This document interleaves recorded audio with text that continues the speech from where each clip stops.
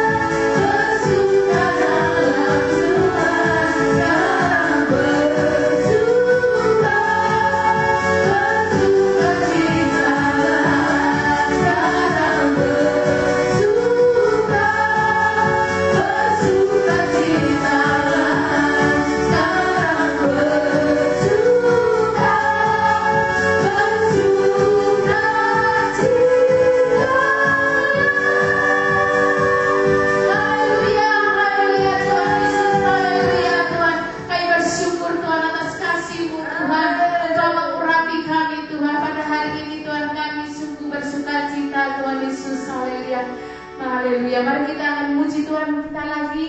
Lebih dalam lagi, ada satu sobatku yang setia. Haleluya. Dia tidak pernah meninggalkan kita semua. Haleluya. Dia selalu menghibur hati kita. Haleluya.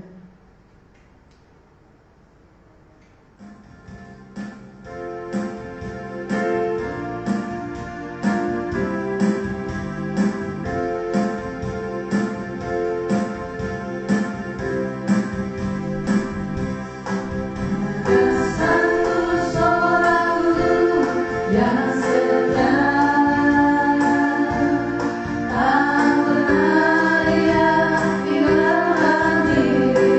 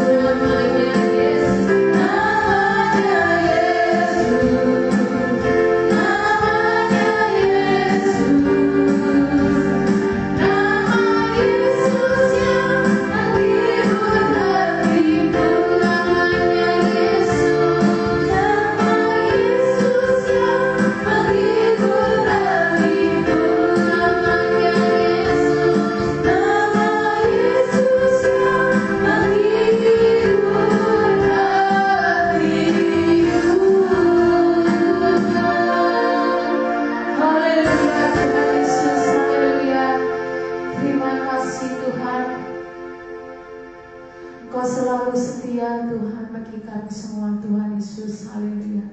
Kami rindu urapan-Mu Bapa. Urapilah kami semuanya Tuhan Yesus. Haleluya. Kami rindu kuasa-Mu Tuhan. Roh Kudus, kami rindu Engkau. Haleluya. Mari kita buka hati kita kepada Tuhan. Kita menyembah Tuhan. Mari buka hati kita. Haleluya. Kita pujian kita. Allah Roh Kudus, penuhilah kami Tuhan. Jamalah hati kami Bapa. Ubahkan hati kami Tuhan. Haleluya Yesus.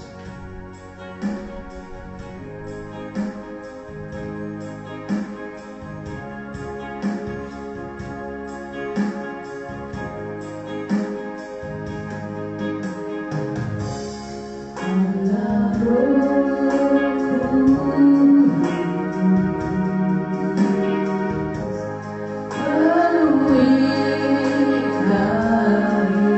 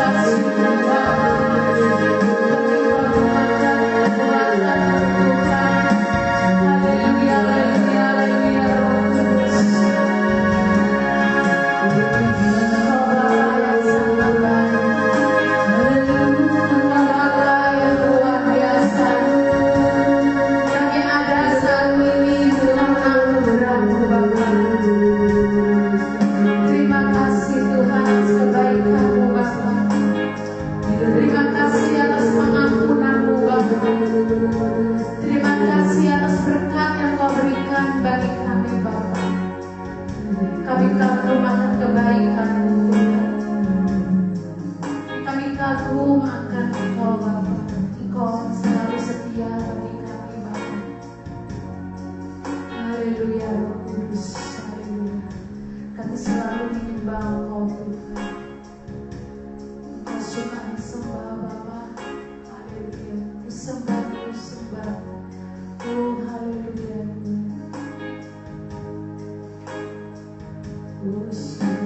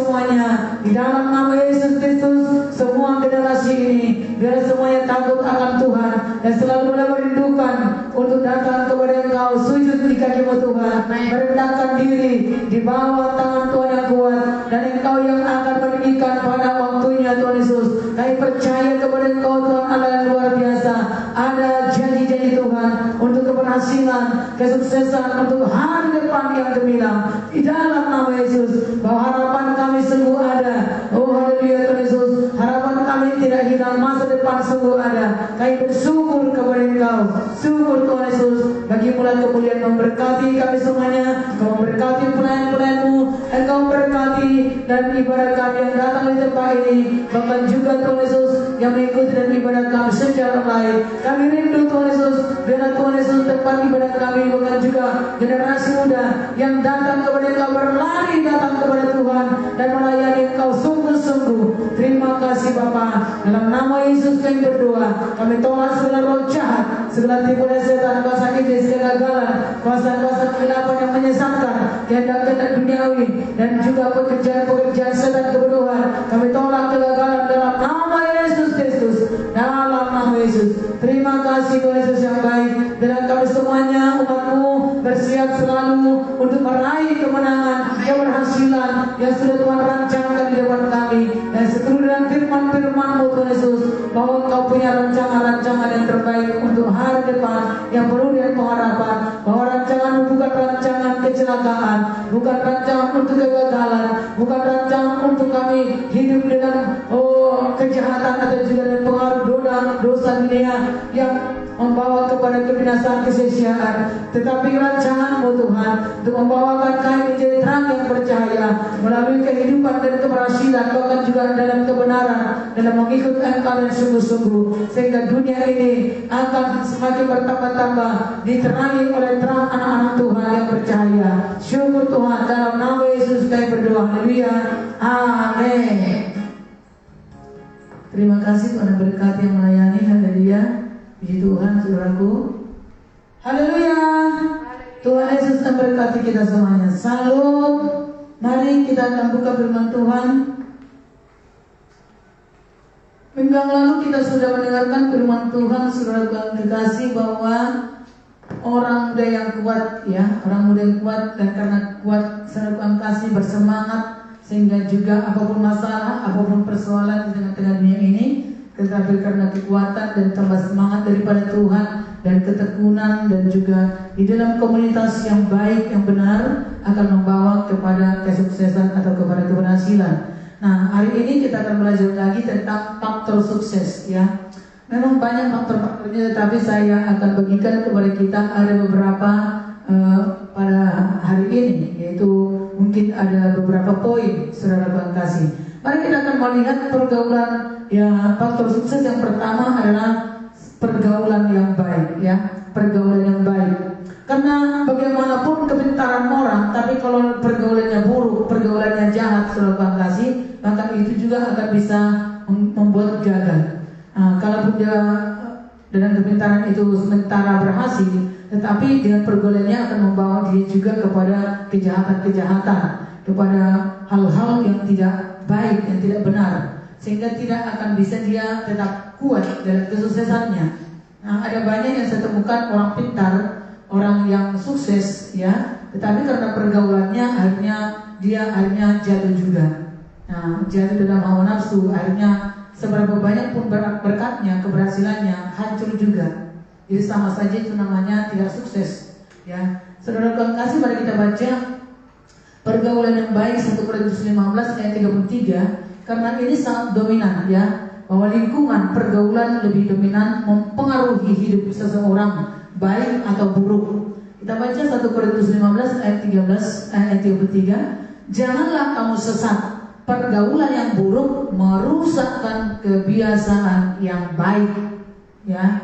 Jadi walaupun tadinya orang itu tidak diajarkan yang jahat, saudara kasih, tadinya sudah biasa dia melakukan yang baik, melakukan yang benar, saudaraku, tetapi karena faktor pergaulan, lingkungan yang selalu ada setiap saat, setiap hari, ya. Karena orang yang sukses kan pergaulannya kan lebih banyak di dunia luar sana.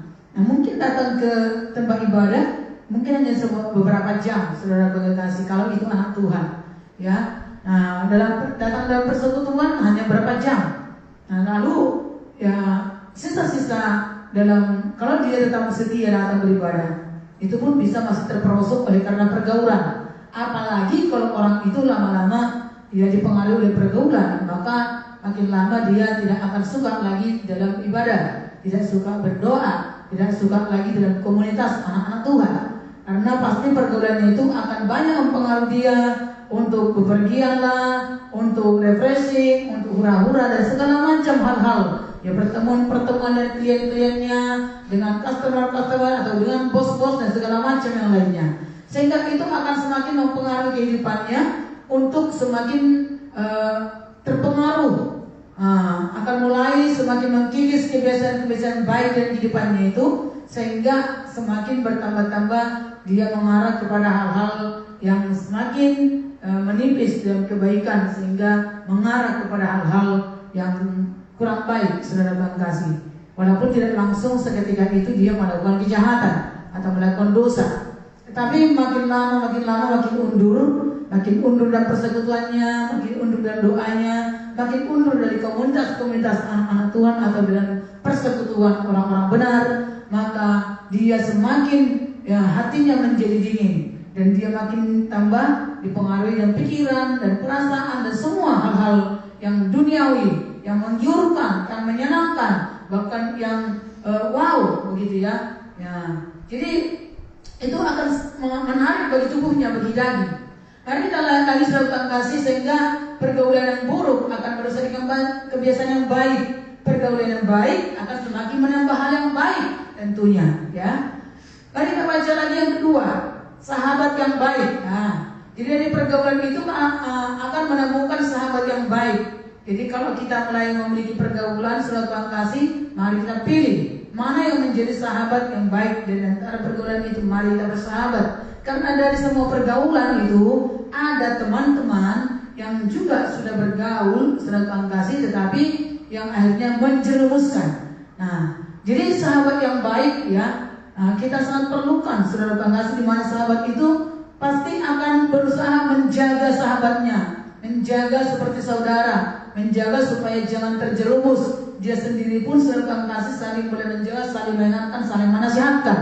Tetapi ada teman yang menjerumuskan, ya, menjerumuskan kepada dosa, kepada hal-hal hawa nafsu, kepada tawaran-tawaran menggiurkan yang menyenangkan secara daging atau keinginan mata, gitu ya. Nah, mari kita baca Amsal 18 ayat 24. Ada teman yang mendatangkan kecelakaan, tetapi ada juga sahabat yang lebih karib daripada seorang saudara.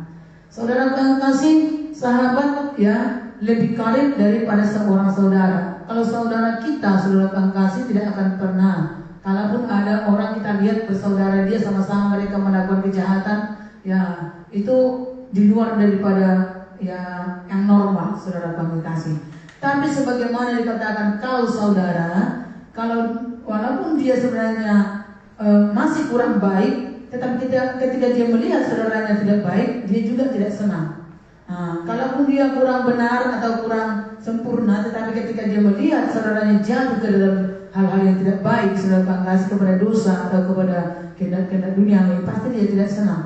Jadi itulah saudara. Tetapi teman, saudara Tuhan kasih, ada teman dari antara pergaulan itu akhirnya bisa menjadi teman, tetapi dari teman itu bisa menjerumuskan kepada hal-hal yang tidak baik. Misalnya mungkin dengan bercerita satu sama lainnya tentang masalah kehidupannya, lalu orang itu bisa menawarkan, ayo kita kalau begitu minum bersama, ayo kalau begitu ada saya juga sedang konsumsi dan saya pelai, gitu ya, dengan menyodorkan narkoba misalnya.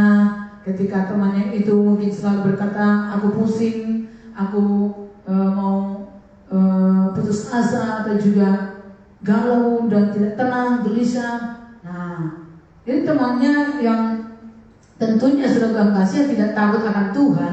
Dari antara pergaulan itu kan saudara Tuhan kasih tidak semua orang takut akan Tuhan. Makanya pada minggu yang lalu kita sudah mendengarkan bahwa mari kita memiliki satu komunitas yang baik, ya, komunitas anak-anak Tuhan atau orang-orang yang takut akan Tuhan, ya, di dalam saling bisa membangun, saling mengingatkan, saling mendoakan untuk kita bisa bercerita dan mendoakan. Jadi teman dikatakan bisa menjerumuskan kepada kecelakaan. Ada teman yang membawa kepada kecelakaan, tetapi ada sahabat lebih daripada saudara. Nah, jadi mana yang kita sedang kasih, harus kita pintar-pintar dan bijaksana memilih dari setiap teman-teman yang ada, baik juga dimanapun juga berada. Nah, kita tidak bisa mengatakan bahwa kita misalnya dalam sekolah atau dalam kampus atau dalam kantor atau dalam lingkungan semuanya di sekitar kita itu orang-orang baik-baik saja, atau di sekitar kita itu adalah orang-orang semuanya orang takut akan Tuhan. Tidak mungkin, saudara kekasih, ya. Puji Tuhan kalau saudara memiliki hal seperti itu.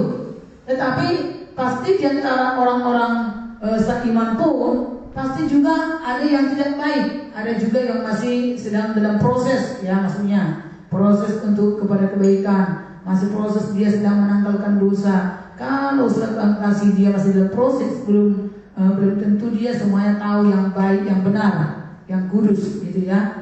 Jadi bisa saja dia dalam ketika diterpa dengan masalah kembali lagi melakukan hal yang lama.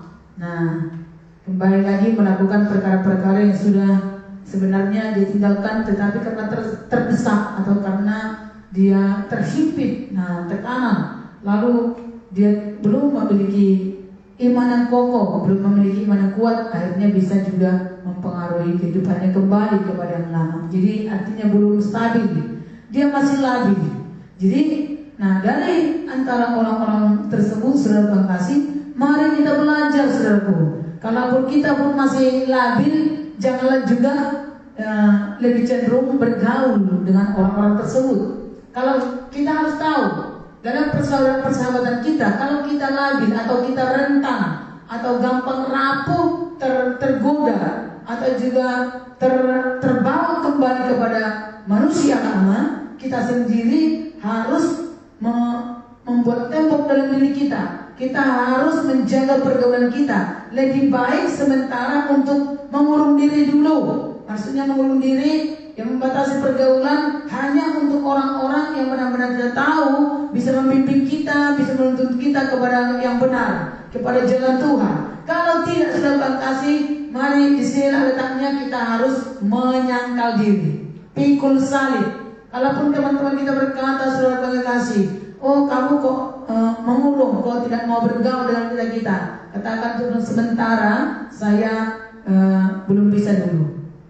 Ya, cari kesibukan yang lain, cari ibadah, cari persekutuan anak-anak Tuhan, cari kesibukan untuk baca firman Tuhan, untuk berdoa, untuk belajar perkara-perkara rohani, belajar musik, belajar melayani, belajar untuk masuk dalam komunitas, dalam pemuritan. Nah, mari saudara kasih ambil banyak kesibukan untuk itu. Maka pastinya ketika kita tadinya masih labil atau masih rentan jatuh ke dalam dosa, masih rapuh gitu ya, belum kuat, maka kita akan semakin bertambah-tambah kuat. Nah, itu tadi pergaulan yang baik itu tadi akan mempengaruhi kita. Tadinya yang rapuh akhirnya bisa menjadi kuat dan kuat dan kuat. Tadinya yang masih agak mudah oleng, sudah kasih makin teguh, makin teguh. Nah, gitu. Jadi kita harus mempunyai aktif, harus punya proaktif dalam kehidupan kita. Jangan hanya bergantung kepada orang lain. Jadi ada yang saudara dapatkan hikmat di sana, bagaimana supaya pribadi kita benar-benar kita bisa menjaganya. Tidak mungkin orang lain bisa menjaga diri saudara, ya.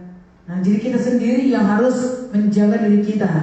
Bagaimana kita tetap kuat, teguh, hidup benar, hidup kudus, saudara kasih. Walaupun di tengah-tengah dunia ini tidak mungkin kita selalu bertemu dengan orang-orang yang kudus. Tidak mungkin kita selalu bertemu dengan orang-orang yang benar, orang-orang yang selalu mendukung kita, menopang kita, dan membangun untuk kita maju. Nah, karena itu saudara kasih dimulai daripada diri kita sendiri. Pegang kuncinya, diri kita sendiri adalah kunci untuk pilihan-pilihan ada pada kehidupan kita. Nah, kemudian hal yang ketiga, kita perhatikan hal yang ketiga adalah kita memiliki kerendahan hati, ya, rendah hati. Kerendahan hati terhadap orang tua dan terhadap Tuhan. Jadi perkara kerendahan hati ini di mana kita sudah kasih harus memiliki orang tua rohani. Kalau orang tua kita juga sudah rohani, mari kita rendah hati, mari kita mau bersama-sama berdoa, mari kita mau bersama-sama beribadah, dan mari kita mendengarkan nasihat-nasihat yang daripada orang tua kita, ya. Walaupun mungkin orang tua kita tidak langsung sempurna semuanya, tetapi paling tidak mereka sudah lebih banyak berpengalaman, sudah lebih banyak mengerti tentang seluk-beluk kehidupan, tentang bagaimana orang jatuh, bagaimana orang terpengaruh dengan dosa, bagaimana kehidupan mereka yang lama, bagaimana keadaan mereka pada waktu itu, ya. Pasti mereka akan membagikan pengalaman-pengalaman yang bisa menginspirasi kehidupan kita. Jadi mari bergaul, mari bersama-sama, mari dekat dengan orang tua, mari berdekat dengan keluarga. Jadi saudara Tuhan kasih, kalau belum orang tua kita dalam Tuhan, dalam kebenaran, harus kita dekat dengan orang-orang yang rohani, orang-orang yang memimpin kita, orang-orang yang menjadi pemimpin rohani kita, saudara Tuhan kasih, yang selalu bisa bersama-sama kita dalam persekutuan, dalam berbagi cerita dan juga mau bercerita dan mau mendengarkan nasihat dan perintah.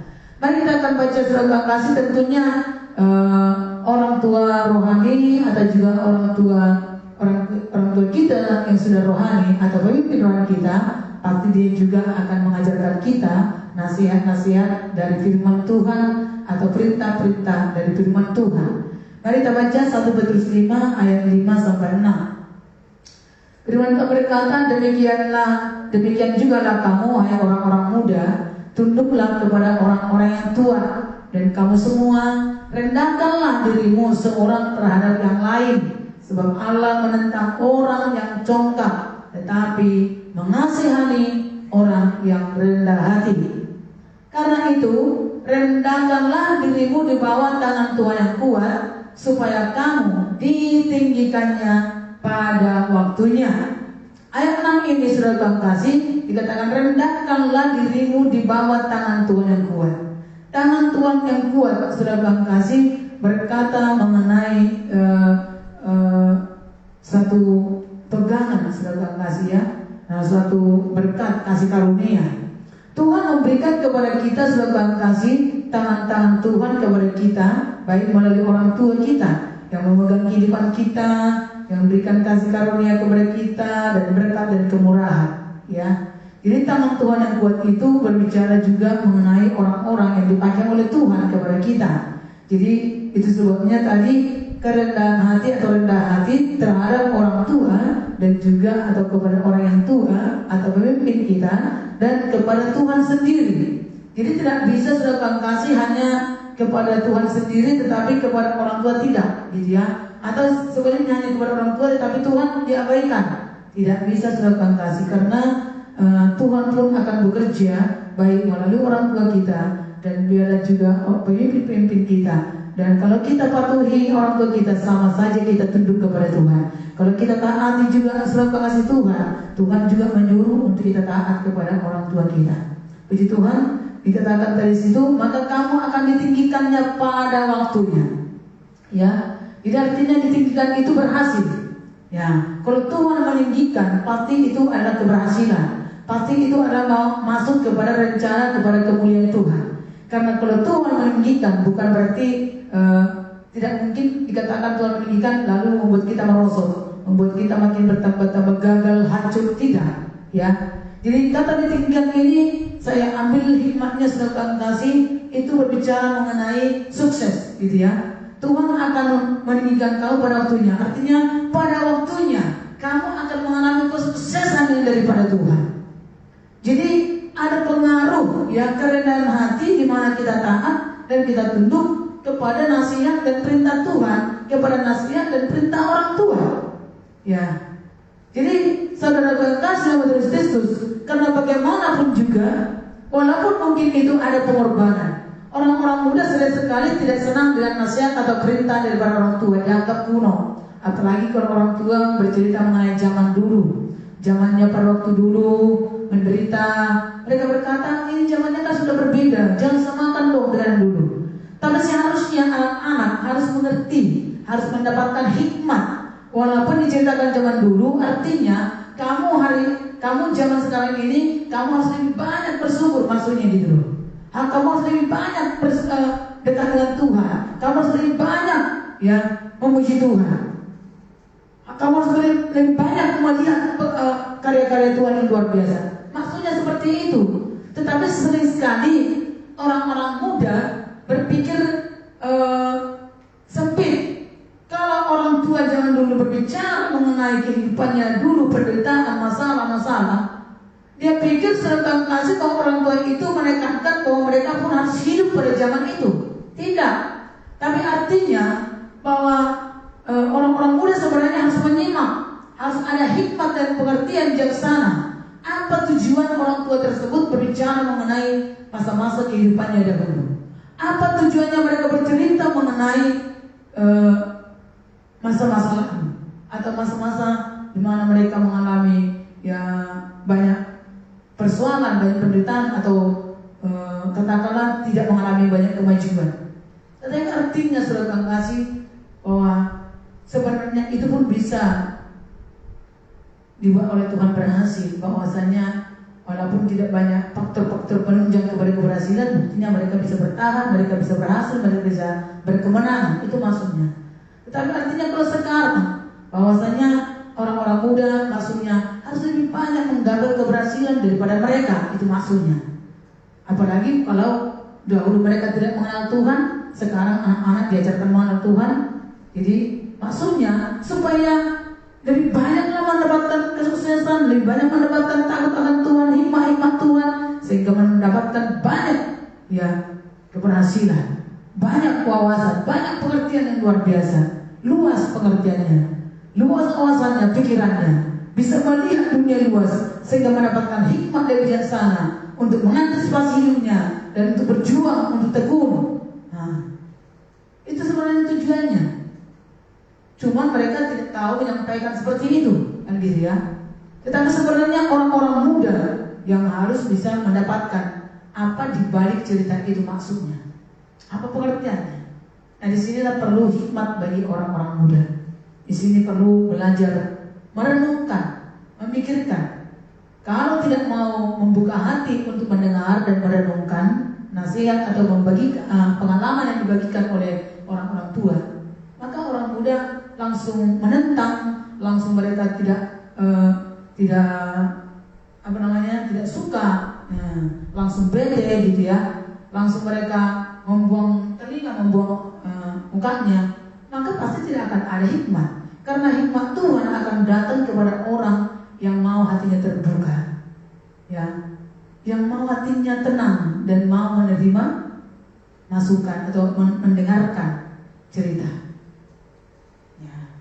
Ada hikmat, ada rahasia yang tersimpan di dalamnya, ada harta yang tersimpan di dalam tersebut, yang perlu dikelola dengan pikiran-pikiran orang-orang muda, yang perlu dikelola oleh setiap anak-anak Tuhan.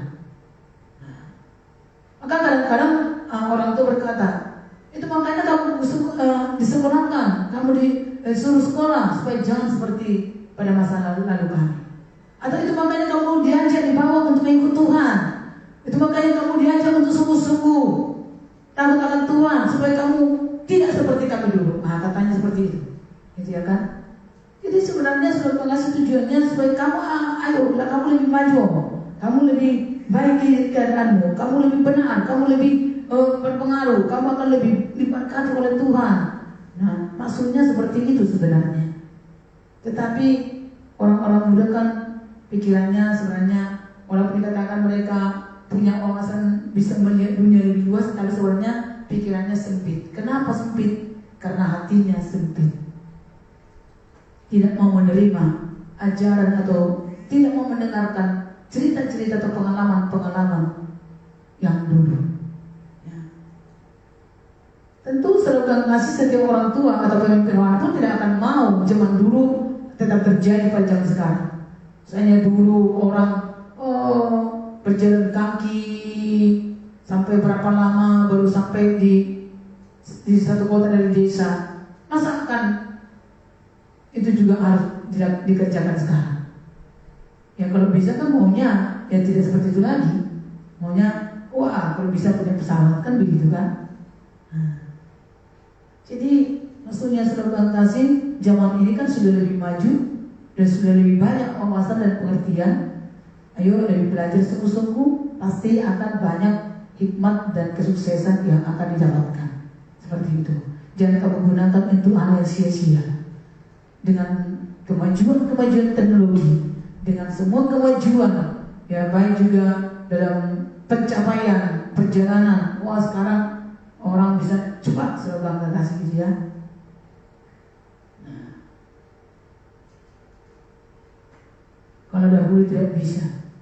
Ini maksudnya supaya lebih mempergunakan semua keadaan-keadaan zaman yang maju ini, tetapi jangan digunakan untuk hal yang jahat. Karena yang jahat pasti akan ada, dan tidak dicari pun pasti akan datang mengejar. Nah, karena itu kalau kita mengejar yang baik, maka yang jahat akan selalu tinggal. Tapi kalau tidak selalu kasih, maka akan terpengaruh dan bahkan dilingkupi dengan semua pengaruh-pengaruh yang jahat.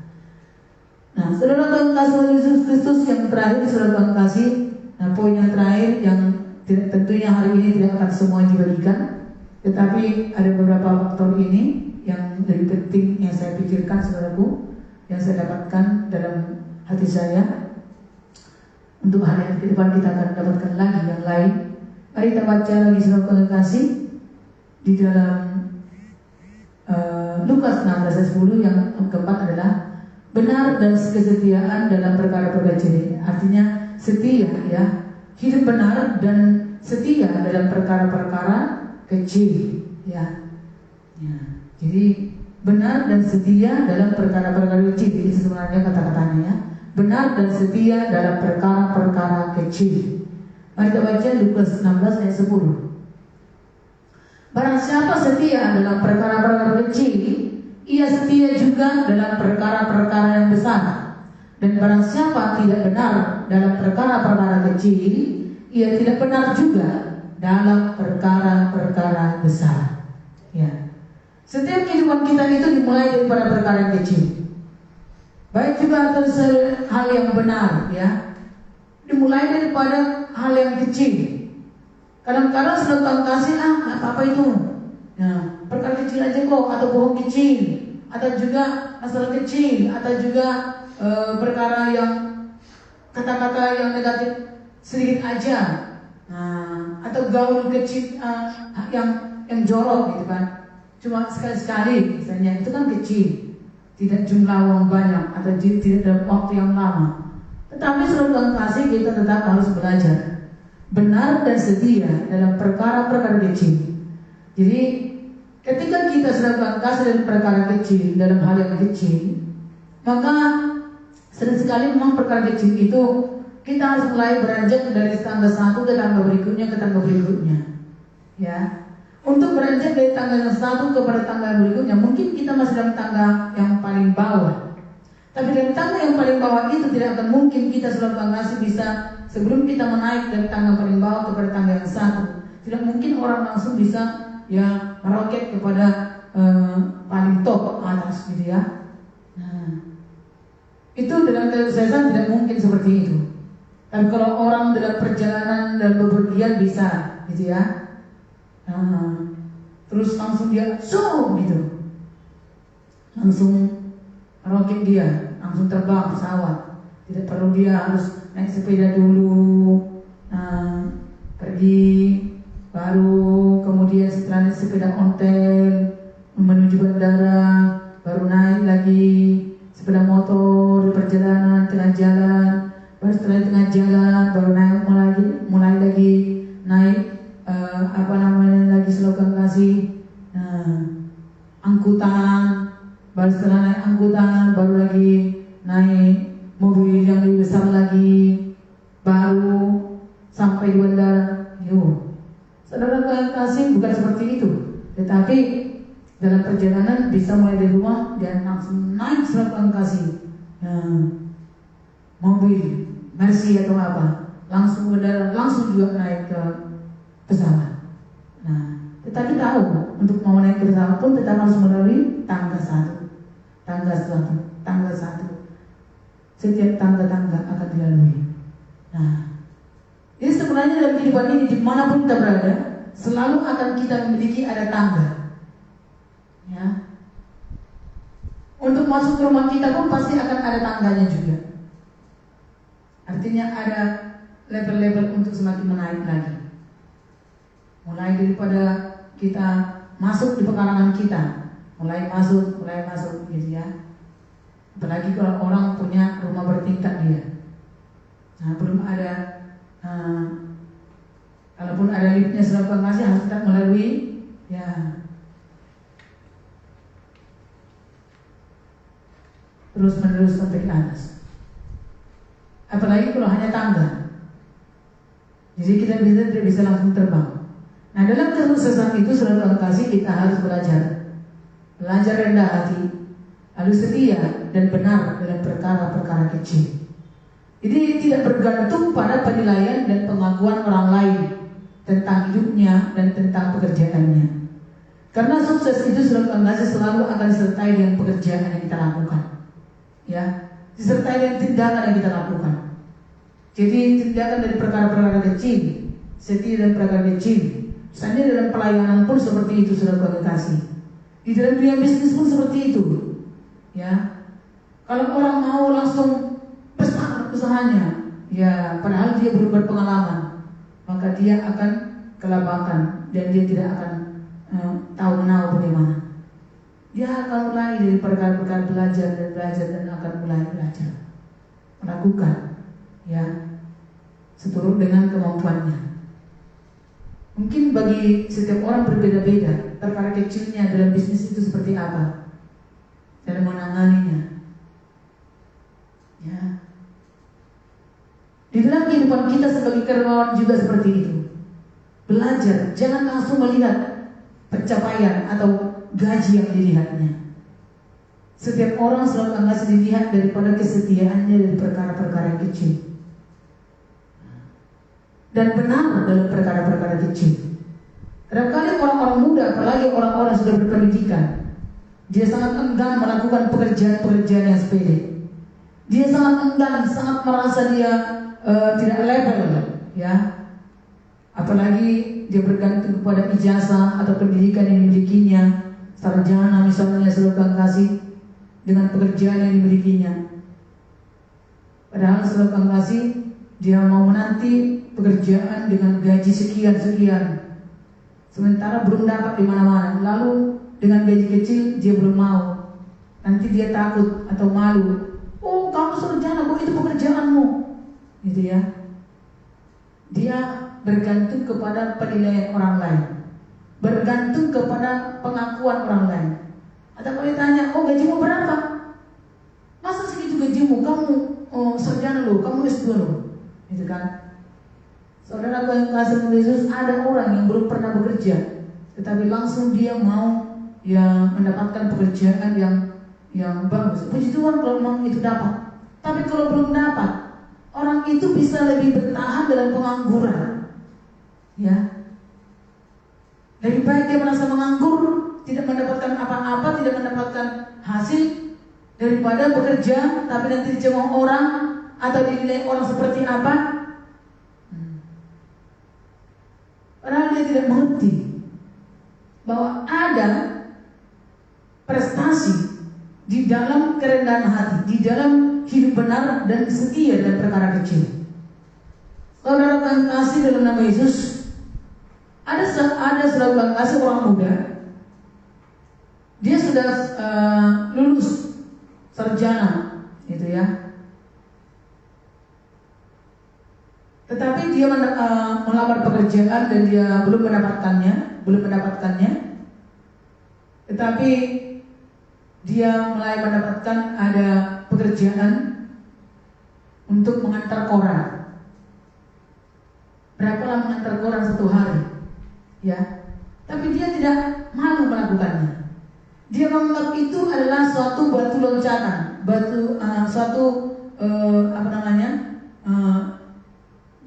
sampingan. Dia anggap itu sampingan, nanti akan mendapatkan pekerjaan lebih baik lagi. Tapi ini sampingan atau ini batu loncatan. Dan dia melakukannya itu dengan rendah hati yang jujur dan sukacita.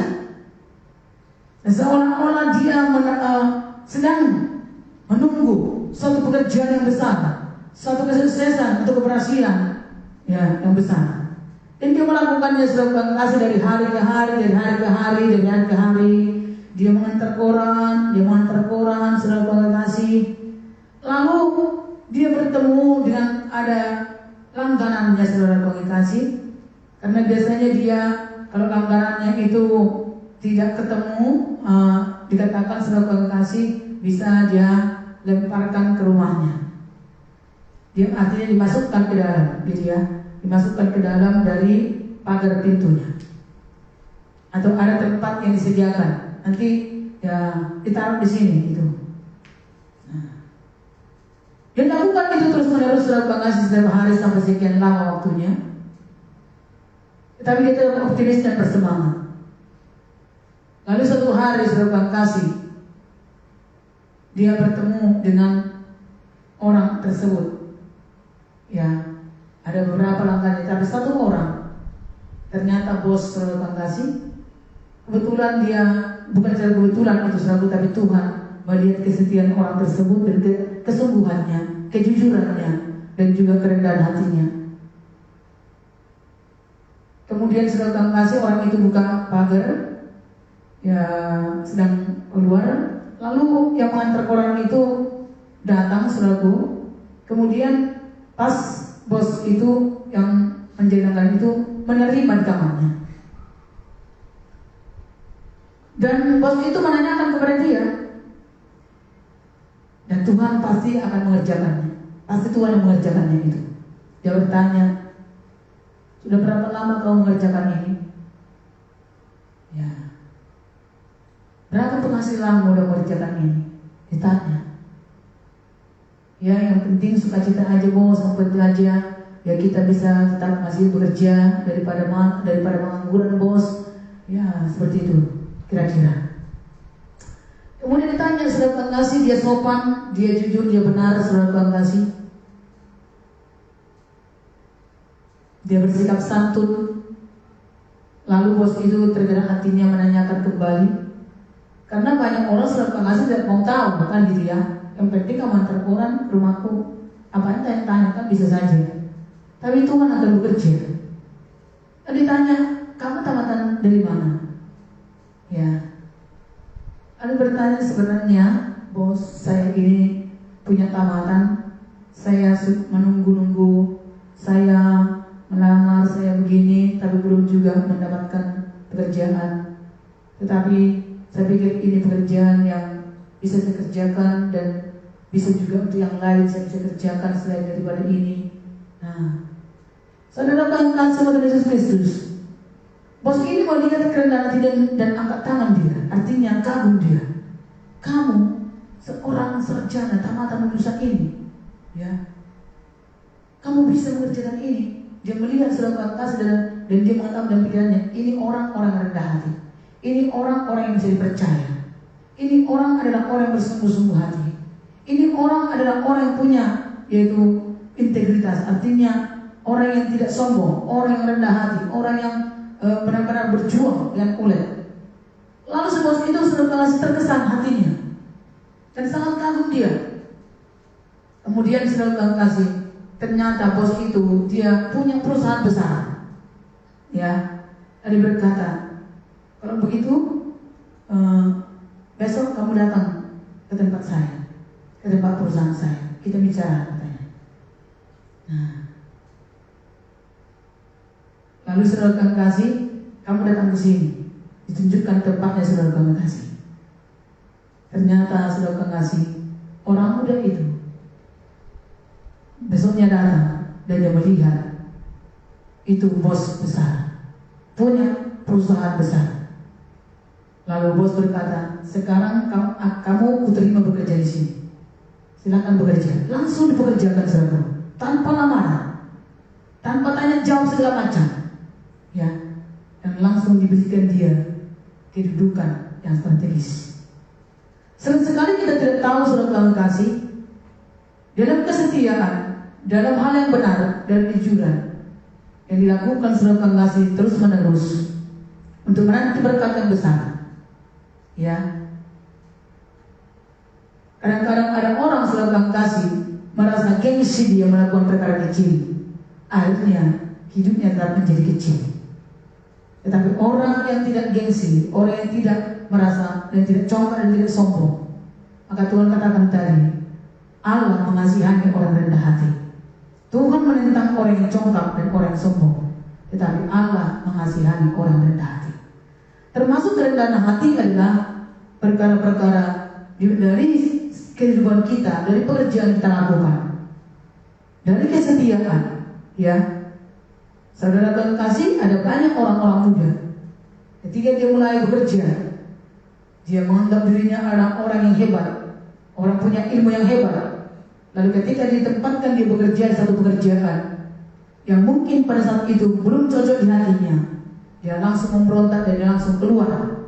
Ya, padahal belum mendapatkan pekerjaan yang baik, yang lain lagi, dan dia menganggur. Nah, saudara kasih Yesus Kristus, hal ini selalu dalam dunia berlaku seperti itu, apalagi dalam Tuhan.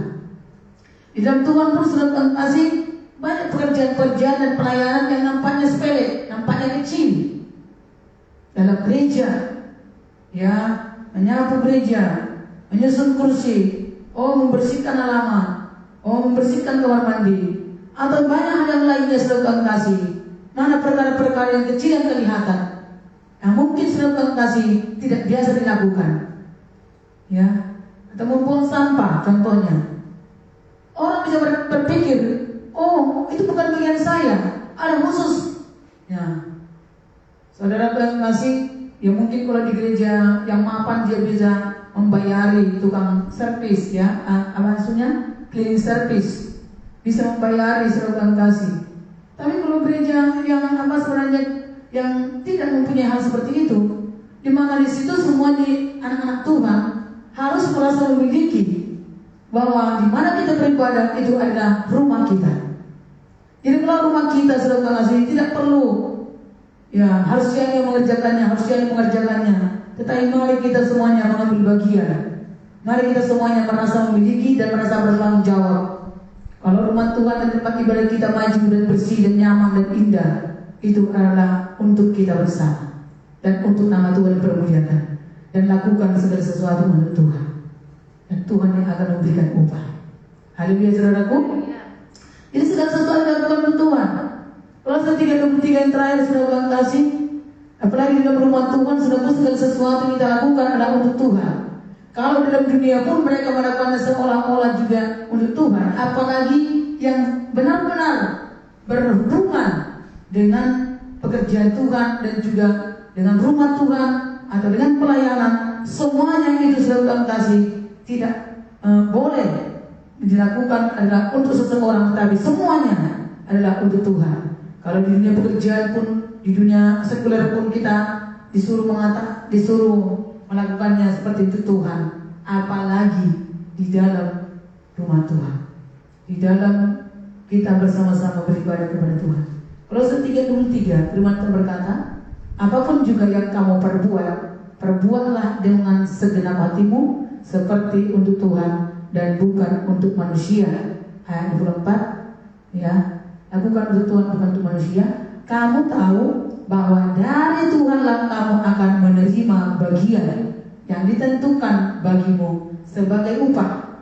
Kristus adalah Tuhan dan kamu hambanya. Jadi Tuhan saudaraku, jadi kalau Kristus adalah bos Tuhan, gitu ya, bos besar dia, maka kita lakukan ya dengan baik dan benar dan jujur dan juga dengan rendah hati. Maka Tuhan kita adalah bos besar, bos yang luar biasa, maka dia akan mengangkat kita dan memberkati. Kalau tadi bos di dunia yang bertemu dengan seorang muda itu aja pun, dia langsung diangkat seragam kasih dan langsung dipercaya dia untuk pekerjaan yang besar, untuk pekerjaan yang dapat dipercaya. Haleluya saudaraku, puji nama Tuhan. Tuhan sudah berkati kita semuanya. Biarlah semua orang muda belajar kita untuk orang yang menjadi benar dan setia dalam perkara-perkara kecil, maka perkara-perkara besar akan diberikan kepada kita.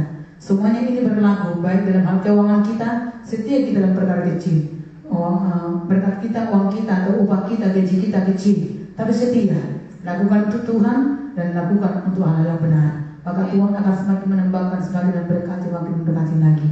Puji Tuhan, kemudian bagi nama Tuhan Yesus Kristus. Haleluya. Mari kita angkat tangan kita kepada Tuhan dan kita siapkan hati kita untuk datang menyembah kepada Tuhan. Bahwa kita perlu hati hamba, hati yang selalu berserah kepada Tuhan. Bahwa Tuhan Yesuslah bos di atas segala bos di dunia ini. Dan kalau kita menghamba kepada Tuhan dan kita didapatinya adalah hamba yang benar, hamba yang setia, maka Tuhan pun akan memberkati kita. Bapa yang baik dalam surga, Tuhan, kami mengangkat tangan kami kepada Engkau. Tuhan, jadikanlah kami menjadi hamba yang setia, hamba yang berkenan kepada Engkau Tuhan, di dalam segala hal, dalam pekerjaan, dalam pelayanan, dalam kehidupan dimanapun juga Tuhan. Dalam kami tak boleh hidup dalam kebenaran, hidup dalam kesetiaan, dalam kejujuran, dan juga kami mau taat dan tunduk kepada Tuhan, dan juga kepada orang-orang tua, dan juga kepada pemimpin. Tuhan Yesus, biarlah juga kami semuanya Tuhan Yesus mau taat kepada firman Tuhan untuk menjaga kehidupan kami dalam pergaulan, dalam hubungan dengan orang-orang lain, karena ada teman yang menjerumuskan kepada kecelakaan. Tuhan Yesus, pergaulan yang buruk merusakkan kebiasaan baik, tapi biarlah kami selalu pilih untuk mau hidup dan bergaul dalam pergaulan yang baik yang benar, yang menuntun kami untuk takut sama Tuhan, untuk kami bertambah-tambah diperoleh kami dibangun di dalam kebenaran tingkat kekudusan Tuhan. Terima kasih Bapa yang baik dan surga. Kau berikan kepada kami orang-orang muda hati yang bijaksana, hati yang mudah mengerti, hati yang lapang, dan hati yang mau dididik dan diajari, dan menerima nasihat dan pengertian-pengertian kebenaran. Haleluya Tuhan Yesus, terima kasih Bapa. Dalam nama Yesus kami berdoa, supaya kami boleh berhasil dan kami boleh menjadi orang-orang sukses di hari depan, bahkan juga dimulai daripada sekarang ini Tuhan. Dan orang yang sudah sukses bertambah semakin sukses lagi, dan tetap kuat dan teguh kokoh kehidupannya di dalam kebenaran Tuhan, di dalam kesetiaan kepada Tuhan. Orang yang gagal akan semakin belajar rendah hati, semakin bertambah-tambah untuk datang kepada Tuhan dan takut akan Tuhan, menerima nasihat dan juga ajaran dan perintah, maka akan berubah dari kegagalan menjadi kesuksesan terus ya Tuhan. Terima kasih Bapa, dalam nama Yesus kami berdoa. Mari kita menyembah kepada Tuhan. Haleluya, hati hamba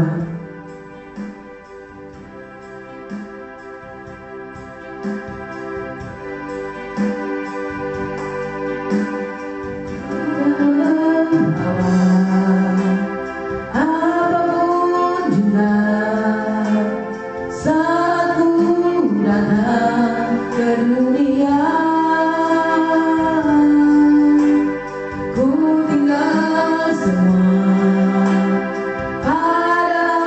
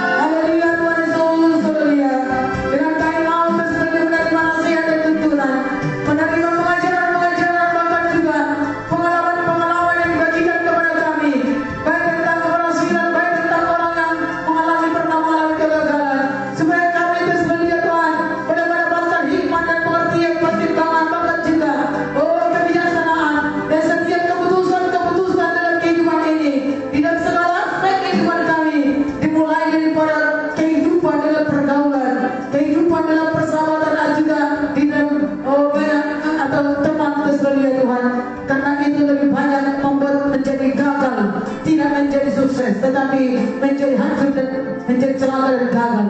Karena itu Tuhan Yesus yang baik, tolong kami semuanya Tuhan. Seberapa pintar pun orang-orang muda, seberapa hebat pun pencapaiannya, seberapa berkatnya pun banyak, seberapa banyak pun berkat yang dicapainya di dalam kerja kerasnya, dalam pengetahuan, dalam ilmu yang dimilikinya. Tetapi kalau pergaulannya buruk dan tidak takut akan Tuhan, maka semua yang ada pun bisa menjadi hancur dan gagal dan menjadi kandas lagi. Tuhan, Engkau sesungguhnya tidak mau itu terjadi. Engkau Tuhan mau supaya setiap kami anak-anak-Mu semakin bertambah menaik dan menaik, semakin menjadi kepala bukan menjadi ekor, semakin bertambah bercahaya menjadi terang, yang semakin bertambah benderang. Itu adalah janji firman-Mu, bahkan seperti bintang-bintang bercahaya yang ada di atas ketinggian, yang menerangi kegelapan. Tuhan Yesus yang baik, berikanlah kepada setiap kami dan generasi pada zaman ini Tuhan khususnya, bukan cara